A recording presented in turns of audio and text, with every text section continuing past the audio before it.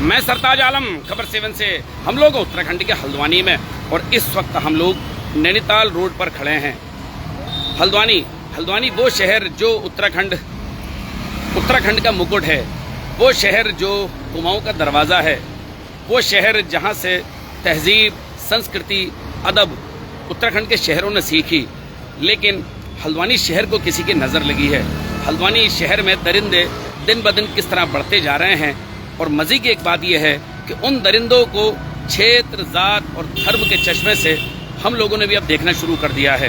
हम लोग in the sense, हमारा शहर, हमारा प्रदेश, हमारा कुमाऊं, क्योंकि जब बच्चों या बच्चियों के साथ जब कोई दरिंदा दुष्कर्म करता है, छेड़खानी करता है, उसके प्राइवेट पार्ट से छेड़खानी करता है, यौन उत्पीड़न करता है, तो फिर लोग उसको धर्म के चश्मे से, क्षेत्र के चश्मे से और जात के चश्मे से देखना शुरू कर देते हैं। सड़कों पर उतरते हैं, प्रदर्शन करते हैं, पुलिस कानून पर दबाव बनाते हैं, कानून अपने हाथ में लेने की कोशिश करते हैं। ये अमूमन हो गया है। हल्द्वानी वो शहर है, अगर आप पिछले कुछ महीनों में अगर आप नज़र डालें तो हल्द्वानी में दर्जन भर से ज़्यादा मामले दर्ज हुए हैं, बच्चों के मामले में, बच्चियों के मामले में, लड़कियों के मामले में। तो आखिर वो कौन लोग हैं, आखिर वो किस क्षेत्र के हैं, आखिर वो किस धर्म के हैं, आखिर वो किस जात के हैं? तो जवाब होगा सभी धर्मों के, सभी क्षेत्रों के, सभी जातों के। और उनसे आज हमारी बच्चियां महफूज नहीं हैं। किसी का भी घर हो जो आज इस चश्मे से देखेगा, वो कल अपने घर को महफूज नहीं पाएगा, क्योंकि वहीं कहीं दरिंदा आपके रिश्तेदारी में, आपके धर्म में, आपके शहर में घूम रहा है। बिल्कुल ताज़ा मामला अभी जो परसों का आया है, आज अखबारों में भी छपा है और वो सभी जगहों पर आप देख सकते हैं। काठगोदाम क्षेत्र में एक 6-7 साल के बच्चे के साथ गोला में ले जाकर दुष्कर्म किया। जो दुष्कर्म करने वाला है वो भी जस्ट लाइक नाबालिग, आप उसको कह सकते हैं, 17 साल 9 महीने अमर उजाला में उसकी यही उम्र छपी है। 18 साल जस्ट लाइक उसको जुवेनाइल बोर्ड में पेश कर उसको प्रेक्षण गृह में पुलिस ने भेजा है। दुष्कर्म किया छोटे बच्चे के साथ, छोटा बच्चा अल्पसंख्यक समाज का, और जो करने वाला है, दुष्कर्म करने वाला है, वो बहुसंख्यक समाज का है। परसों से अब तक मैंने देखा कि कोई प्रदर्शन हल्द्वानी में नहीं हुआ, न ही कहीं कोई लॉ एंड ऑर्डर की स्थिति बनी। अमर उजाला, जागरण या हिंदुस्तान या दीगर और भी जो अखबार हैं या पोर्टल हैं, उनमें भी आज छपा, क्योंकि कल मुकदमा दर्ज हुआ। इस सब के बावजूद पीड़ित परिवार को धमकी दी जा रही है, ये भी देखने को मिल रहा है। पुलिस ने उसमें परिवारजन जो कि अपराधी के परिवार वाले हैं, उनको पुलिस ने फटकारा और आगे कोई इस तरह की वारदात ना करने की चेतावनी दी। हल्द्वानी में इस तरह से देखा जा रहा है। अब यहाँ पर आज अगर हम बात करें तो भले ही अपराधी मेजोरिटी का हो सकता है कल अपराधी माइनॉरिटी का हो। हल्द्वानी में देखा भी गया, अभी जो राजपुरा जवाहर नगर में जो घटना आई थी, वहाँ पर जो अपराधी था वो माइनॉरिटी का था, और वो भी नाबालिग था। मैं आपको बता दूं, अभी ठंडी सड़क पर जो दुष्कर्म का मामला आया, वहाँ भी आरोपी जो था वो माइनॉरिटी का था।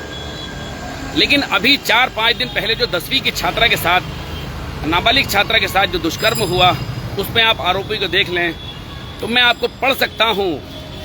आरोपी माइनॉरिटी के भी हैं, आरोपी मेजोरिटी के भी हैं, आप देख सकते हैं।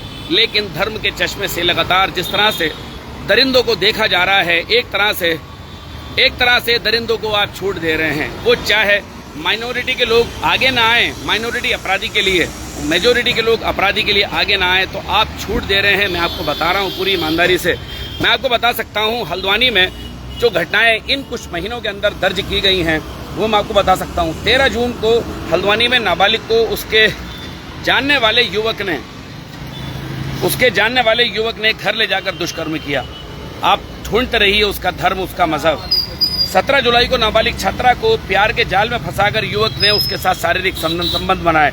28 जुलाई को हल्द्वानी में म्यूजिक क्लास से लौट रही 11वीं की छात्रा के साथ टेम्पो के अंदर दुष्कर्म किया। ढूंढते रहिए धर्म। 3 अगस्त को मुखानी थाना क्षेत्र में स्कूल से घर लौट रही 8 साल की मासूम संग छेड़खानी का मामला सामने आया। 4 अगस्त को काठगोदाम थाना क्षेत्र निवासी युवती से घर में काम करने आए कारपेंटर ने छेड़छाड़ कर दी। 7 अगस्त हल्द्वानी का मुखानी थाना क्षेत्र में नाबालिग के साथ दुष्कर्म का खुलासा तब हुआ जब वो 5 माह की गर्भवती थी। 15 अगस्त को हल्द्वानी कोतवाली क्षेत्र में 10वीं की छात्रा लापता हो गई। बरामदी के बाद छात्रा से दुष्कर्म का खुलासा हुआ। 15 अगस्त के दिन की ये घटना है। 17 अगस्त की रात सुशीला तिवारी अस्पताल में नाबालिग के साथ पुलिस ने आरोपी पर मुकदमा दर्ज किया। 24 अगस्त को मुखानी थाना क्षेत्र में एक बाइक सवार ने स्कूटी सवार से छेड़छाड़ की। पुलिस ने देर रात आरोपी को गिरफ्तार किया।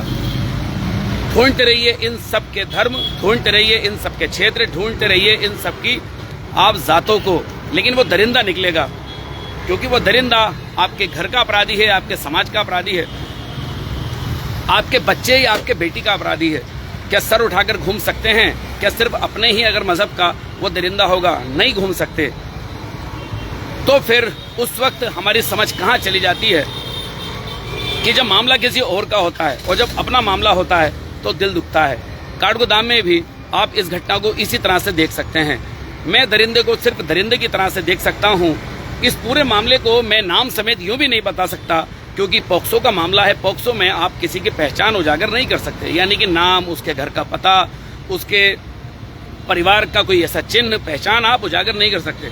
सिर्फ बात कर सकते हैं, खबर बता सकते हैं। हम भी इस खबर को सिर्फ खबर के नजरिए से ही देखते हैं, लेकिन हल्द्वानी में हम कुछ समय से देख रहे हैं कि इन खबरों को सिर्फ खबरों के नजरिए से नहीं देखा जा रहा है, बल्कि धर्म, क्षेत्र या जात के चश्मे से देखा जा रहा है। और दरिंदों को कहीं ना कहीं वॉकओवर मिलता है, दरिंदों को कहीं ना कहीं खुली छूट मिल जाती है आपके बच्चे, आपकी बच्ची के साथ दुष्कर्म करने की, छेड़खानी करने की, यौन उत्पीड़न करने की। पुलिस अपना काम करती है, कानून अपना काम करता है। इन मामलों में मैंने देखा है कि पुलिस नहीं चूकती। बेटियों के मामले में, बच्चों के मामले में तहरीर आने के कुछ घंटों के अंदर ही FIR लॉन्च हो जाती है। मैंने अमूमन ये देखा है। लेकिन जो हमारे आसपास जो तंत्र है, जो हमारे आसपास जो समाज में सियासत है, वो पुलिस को या सरकार को भी अपने काम नहीं करने देती। अब आप बंगाल की घटना को आप देख लीजिए। बंगाल की घटना ऐसा लगता है जैसे पूरे देश के अंदर उस दिन एक ही रेप हुआ हो, क्योंकि आप सब लोग समझते होंगे कि बंगाल में किसकी सरकार है। अब आप रुद्रपुर में देख लीजिए, नर्स का जिस तरह से रेप और हत्या हुई, वो मामला क्या देश में उस तरह से चर्चित है जिस तरह से बंगाल का मामला चर्चित है? तो जब तक आप मजहब के चश्मे से, जब तक आप जात के चश्मे से, या जब तक आप क्षेत्र के चश्मे से चीज़ों को देखना बंद नहीं करेंगे, तो तब तक ये घटनाएं बढ़ती ही रहेंगी। आखिर वो कौन अपराधी हैं? पूरे देश के अंदर अगर आप रिपोर्ट को देखेंगे तो पूरे देश के अंदर हर 5-10 मिनट में एक रेप की घटना सामने आ जाती है। कितनी घटनाएं तो दर्ज तक नहीं हो पाती। लोग लिहाज के कारण लोग पुलिस में जा तक नहीं पाते, क्योंकि उनको लगता है कि उनके आगे परिवार का क्या होगा, उनकी शादियां कैसे होंगी, बच्चे या बच्ची की। ये सब भी मामले होते हैं। हल्द्वानी को पता नहीं किसकी नज़र लगी है। लॉ एंड ऑर्डर तो खैर मेंटेन रहता है हमारे हल्द्वानी के, फिर भी लोग बेहतर हैं। लेकिन उन दरिंदों को पहचानना होगा। वो आपके ख़ानदान में भी हो सकता है, आपके पड़ोस में भी हो सकता है, आपके मज़हब में भी हो सकता है, और वो आपके क्षेत्र में, आपकी गली में भी हो सकता है। उन दरिंदों को कौन पहुंचानेगा? सरकार या पुलिस नहीं, बल्कि आपको और हमें पहचानने की ज़रूरत है। बच्चों को और बच्चियों को स्मार्ट बनाने की ज़रूरत है। गुड टच और बैड टच बताने की ज़रूरत है। उसके अलावा सही अच्छा बुरा बताने की ज़रूरत है। उनके साथ बातचीत करने की ज़रूरत है। मैं देखता हूँ बहुत सारे बच्चे इस बात से भी खफा रहते हैं कि उनके परिजन उनसे स्पष्ट बात नहीं करते, और उसके कारण जो दरिंदे हैं छोटी उम्र में उनको अपना शिकार बना लेते हैं। तो साथियों, उन दरिंदों को पहचानिए, कानून को साथ रखिए, तुरंत 112 पर कॉल लगाइए, पुलिस को बुलाइए, अपने ख़ानदान, अपने माँ बाप, अपने जिम्मेदार लोगों को बताइए, हिचकिए मत। वो दरिंदे हमारे आसपास ही हैं, उनको बख्शना नहीं है। कानून अपनी सज़ा देगा, और जब मुकदमा लिखा जाए तो कोर्ट में मजबूती से खड़ा होइए, अपने बच्चे के लिए, अपनी बच्ची के लिए, अपने घर की इज्जत के लिए। लगातार हम समाचार पत्रों में इन खबरों को तैरते हुए देख सकते हैं। आप उत्तराखंड के अंदर 13 जिलों के एडिशन आप उठा करके देख लीजिए। नैनीताल में एक बुजुर्ग ने एक बच्चे के साथ घिनौना काम किया। अभी मुश्किल से 1 महीना हुआ है, हल्द्वानी में भी एक बुजुर्ग ने एक बच्चे के साथ गलत काम किया था। तो आप अंदाज़ा करें ये कौन लोग हैं, किसी भी उम्र के वो हो सकते हैं। इसलिए आपको बच्चों के मामले में भी बहुत ज़्यादा होशियार, समझदार होने की ज़रूरत है, सावधान और सतर्क रहने की ज़रूरत है।